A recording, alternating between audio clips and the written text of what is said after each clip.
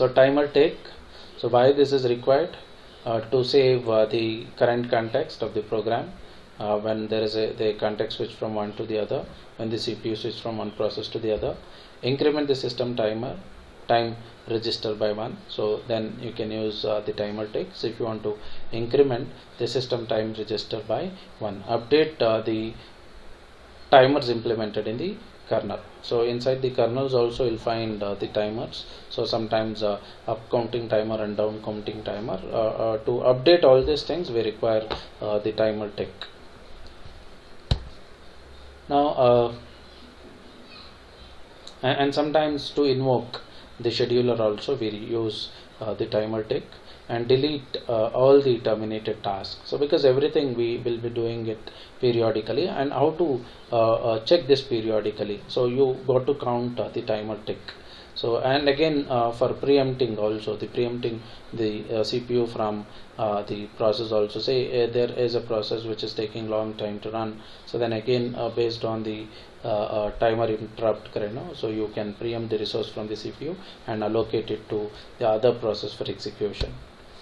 Now next is hard real-time system.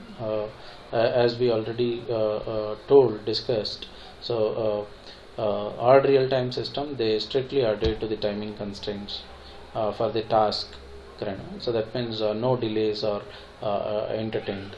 So if there is a delay in the execution of the task, then it will produce the severe effects. So examples, say if the response by the system is very late, we consider it as like this: a late answer is a wrong answer. So example is airbag control system. So it has to open in real time. So if it is opening late, then by the time it is done, the severe things might have happened. And anti-lock brake system is the example for the hard real-time system. And even you can take the human-related embedded systems like the heart pacemaker or the insulin pump system also. These are all the systems where the response time is very much essential and critical. Such systems we call them as hard real-time system. And there are soft real-time systems as well, where there is no rigid timing constraints on the execution of the task. So examples here we can relate it to this: a late answer is an acceptable answer, but in the hard real-time system a late answer is always a wrong answer. Now but here it is acceptable, but it could have been done a bit faster. Example is automatic teller machine is the example for the ATM,